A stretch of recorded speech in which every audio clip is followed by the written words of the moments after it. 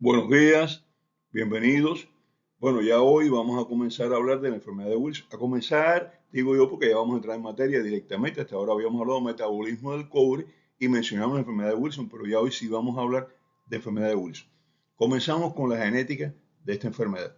La enfermedad de Wilson es un trastorno hereditario del transporte del cobre que se transmite con carácter autosómico recesivo. Autosómico recesivo. ¿Qué quiere decir esto? Quiere decir que, vamos a empezar diciendo algo de genética, los seres humanos tienen 23 pares de cromosomas en cada célula. Un par, o sea, uno de cada cromosoma, la mitad de estos cromosomas, la mitad del par proviene de la madre y la otra mitad del par proviene del padre. 22 pares son iguales para los hijos, o sea, lo mismo la hembra que el varón tiene, esos mismos 22 pares, ya sean varones o hembras, no importa. De esos 22 pares, ya decía 22 cromosomas, o sea, uno de cada par proviene de la madre, uno de cada par proviene del padre, pero no tienen relación con el sexo. Se heredan indistintamente. Un par tiene relación con las características sexuales, es el par XY, conocido los cromosomas X y Y, que seguramente todos han oído hablar de ellos, que son los que tienen relación con el sexo y los que van a determinar el sexo de la persona. Estos, cuando una característica cualquiera está unida a un cromosoma sexual, se dice que la herencia está vinculada al sexo, porque depende de si es hembra o varón para que esa persona pueda manifestar la alteración, la enfermedad o la característica, porque a veces es una característica, no es una enfermedad, no es normal que las mujeres tengan unas características diferentes y los varones otras características diferentes. Y entonces eso se transmite por los cromosomas sexuales.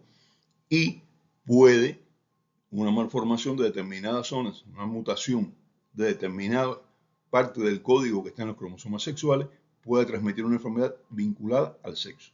Las mujeres tienen dos cromosomas X, el hombre tiene una cromosoma X y un cromosoma Y. Las enfermedades vinculadas al cromosoma X, bueno, no vamos a explicar toda la herencia, pues pueden heredarse de una manera y las enfermedades no vinculadas a los cromosomas X, pues a los cromosomas sexuales en general, pues se transmiten independientemente del sexo. Las enfermedades transmitidas unidas a los cromosomas sexuales se transmiten, repito, dependiendo del sexo de la persona. Las enfermedades unidas a mutaciones de los 22 pares de cromosomas no relacionados con el sexo se llaman autosómicas, porque estos 22 pares se llaman cromosomas autosómicos y entonces no tienen relación con el sexo. Por tanto, cuando es autosómica, los pacientes pueden padecerla con la misma frecuencia si son varones o hembras, no importa el sexo. Y cuando la característica hereditaria se manifiesta, aunque esté presente en un solo cromosoma del par, se considera dominante. O sea, se heredó esa característica de la madre o del padre, no importa, y se manifiesta, la enfermedad se sufre, pues esa enfermedad es dominante, porque no importa que se transmita por un solo cromosoma, no importa que la otra parte del par esté bien, no tenga problema, ¿no? No. La enfermedad o el rasgo son dominantes. Si para que un rasgo cualquiera, un color de ojo, por ejemplo, o característica de la piel o del cabello, o una enfermedad de mutación se transmita,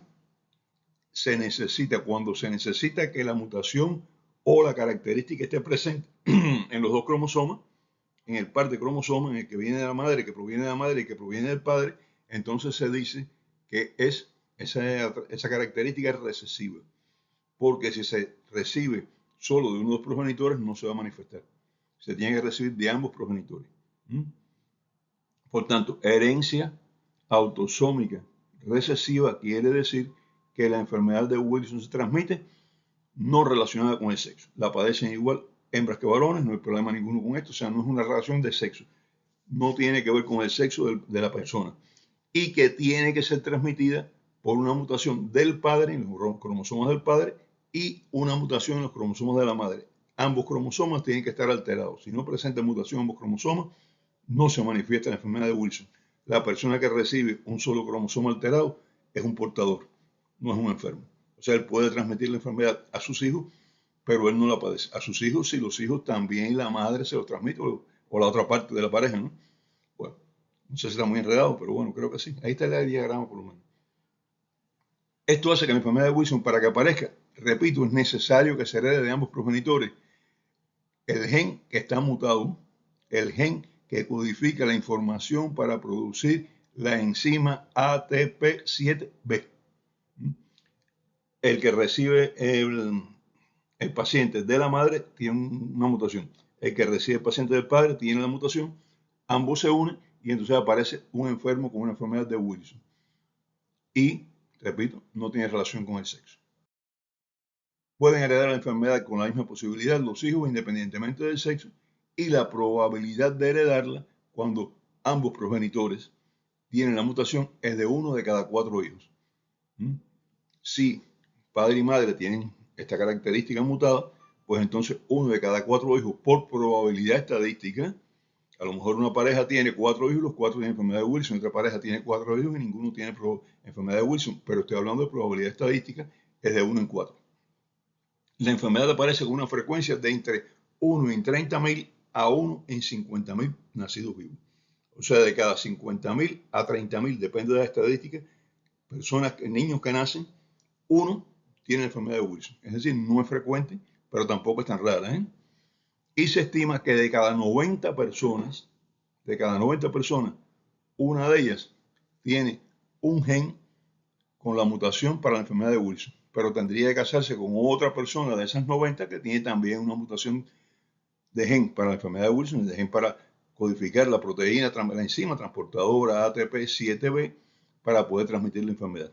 Así que la probabilidad existe con relativa frecuencia, porque de 90 personas, una tiene una alteración, diríamos que cada 180 personas, 2 tienen esa mutación genética, pero puede ser que sean del mismo sexo, puede ser que sean de diferentes sexos, por cada 300 y tantas o 400 personas vamos a tener por probabilidad estadística 2 personas de un sexo y 2 personas de otro sexo con la mutación.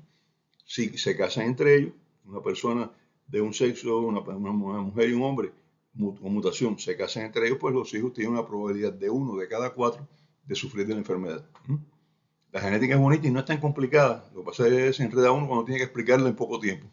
Bueno, la enfermedad de Wilson, repito, es causada por una mutación del gen que codifica la información para producir la enzima transportadora ATP7B, 7B, no la A, la B.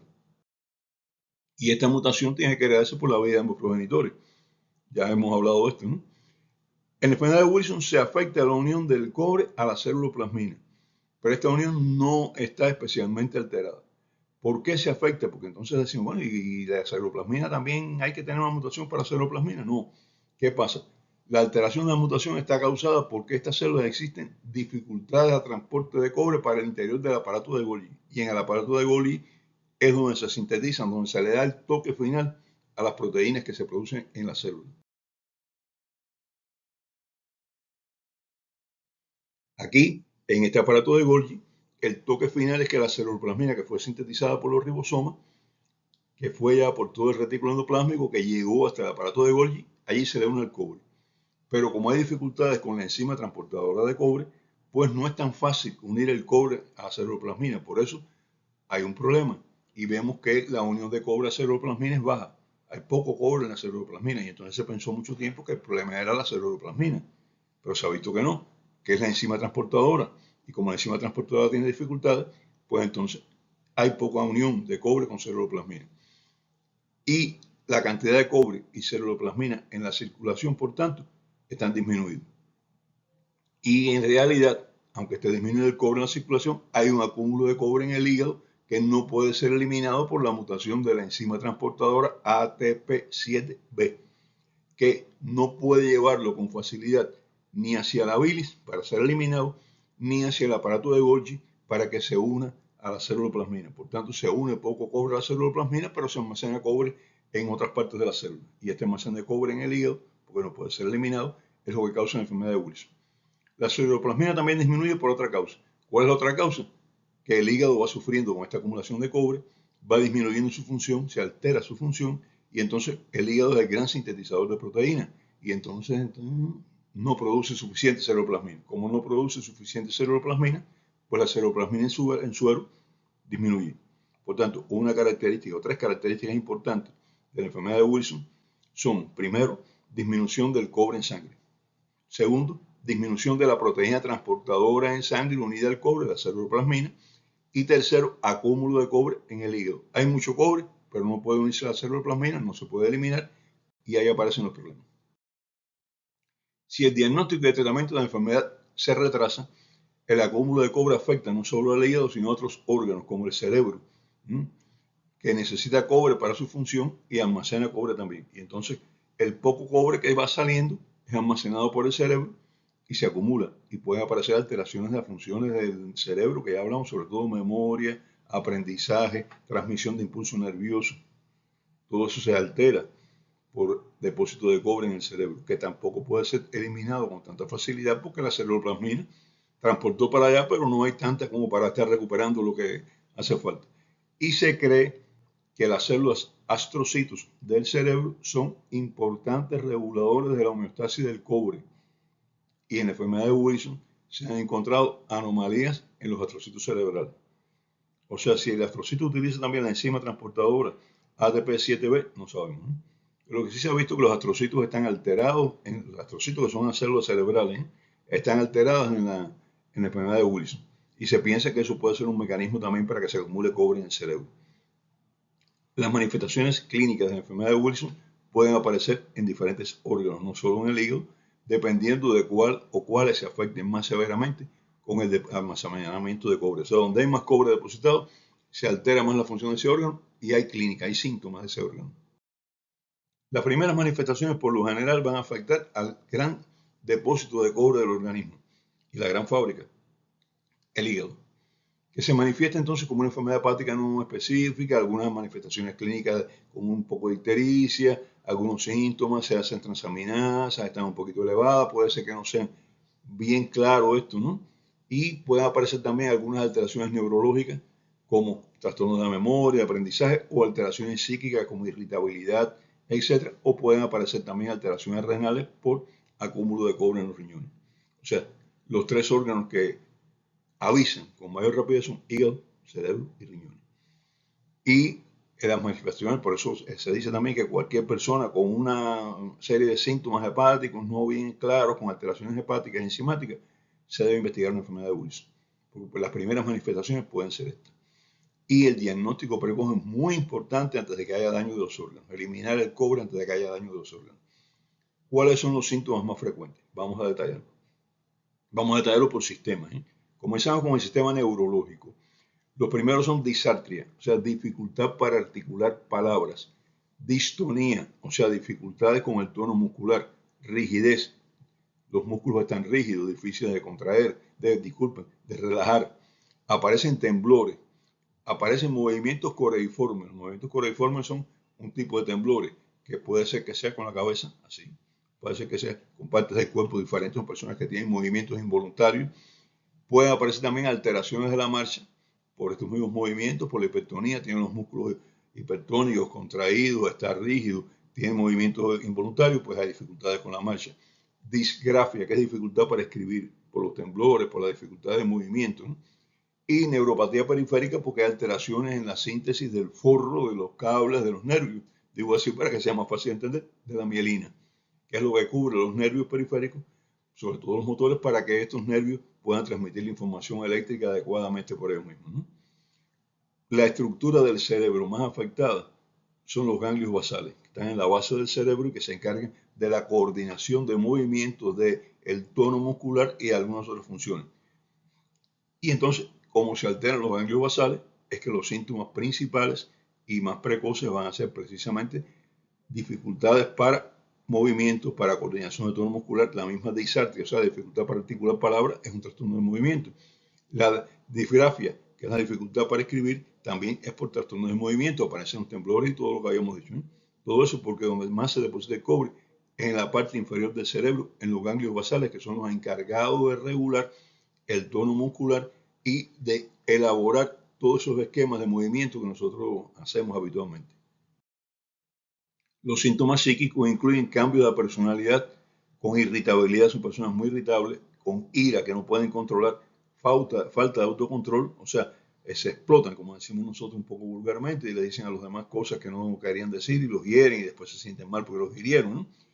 Depresión, La depresión va aparejada a todo esto porque estas personas se sienten impotentes para muchas cosas, iracundos, molestos y se deprimen.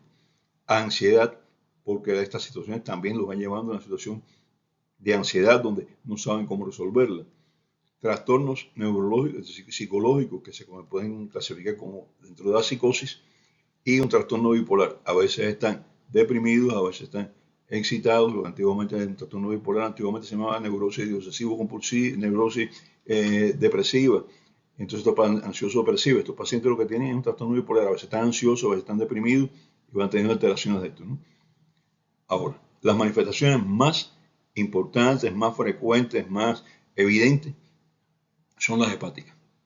Dentro de las hepáticas tenemos ictericia, coloración amarilla de piel, mucosa y esclerótica, hepatomegalia, es decir, aumento de tamaño del hígado, edema, o sea, inflamación entre comillas, porque no es inflamación, es decir, aumento de tamaño de las piernas por retención de líquido, ascitis, que es retención de líquido en el abdomen aumenta mucho y lo que está lleno de líquido. Aparece hipertensión portal secundaria de hepatopatía. ¿Qué es la hipertensión portal? Un aumento de la presión dentro de la vena porta que va a llevar sangre del vaso, de los intestinos, hacia el hígado.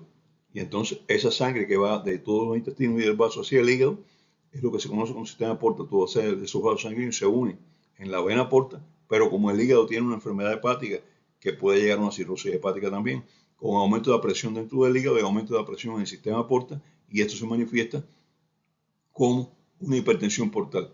¿Cuáles son las manifestaciones más evidentes? En primer lugar, aumento de tamaño del vaso, esplenomegalia, y en segundo lugar, circulación colateral tipo vena, tipo porto cava, es decir, aparece a partir del ombligo una serie de redes de venas que se dirigen hacia todas partes del abdomen, como se reconoce como cabeza de medusa, como la medusa mitológica, que tenía serpientes en la cabeza, que iban así para todas partes, pero que estaban saliendo de un núcleo central, que era la cabeza de la medusa.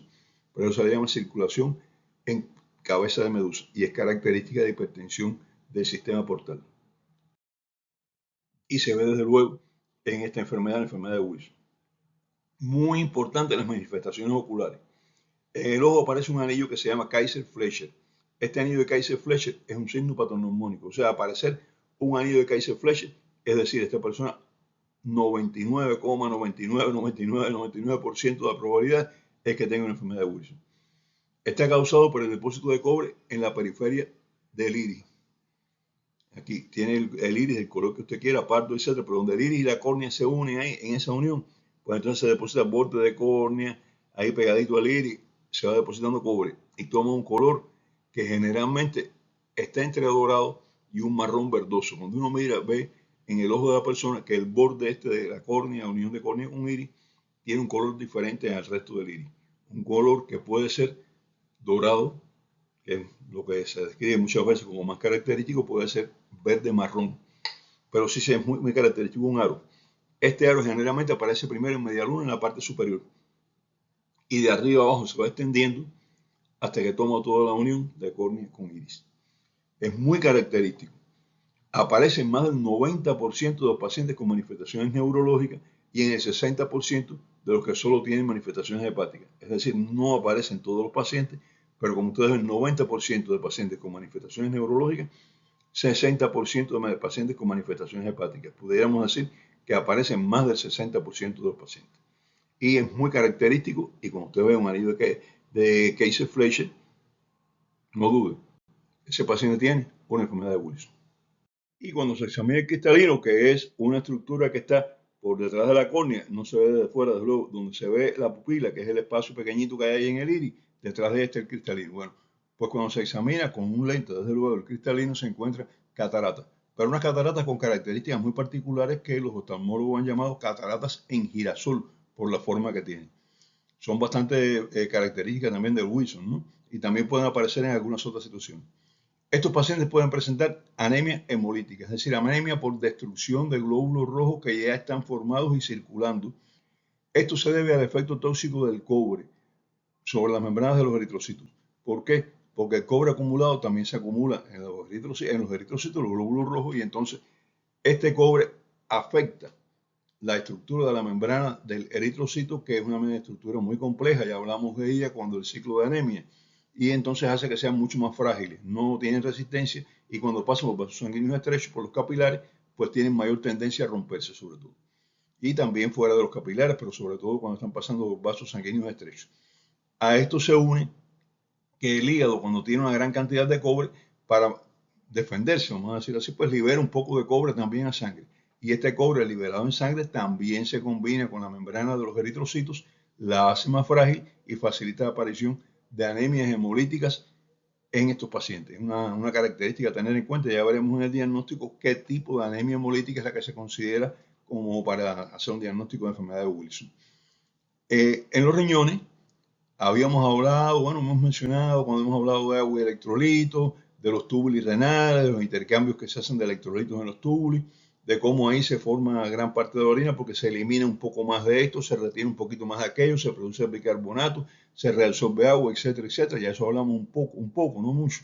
Pero cuando el ciclo de agua y electrolitos, que fue reciente, y entonces en los riñones lo que más se dañan son los túbulos renales, porque el cobre que va a ser eliminado se deposita también en estos túbulos y produce que estos túbulos cambien su función, altera la función de ellos y se eliminan gran cantidad de aminoácidos que son o sea, la parte que se utiliza para poder producir, o sea, los compuestos químicos que se utilizan para poder producir las proteínas, se pierden aminoácidos por ahí. Se pierden electrolitos como calcio, fósforo, ácido úrico y se pierde también glucosa, no se reabsorbe. Por tanto, aparecen alteraciones de la función de los túbulos renales causadas por el depósito de cobre en ellos.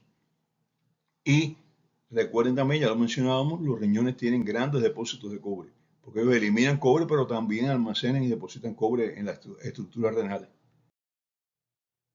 En los huesos aparece osteoporosis, es decir, se pierde densidad ósea, aparece raquitismo si la osteoporosis aparece, o sea, si esta pérdida de densidad aparece en personas jóvenes que todavía están formando sus huesos, puede presentarse osteoartritis, es decir, inflamación no inflamatoria con grandes manifestaciones, sino un aumento, una deformidad con cierto grado de inflamación en las rodillas y las muñecas.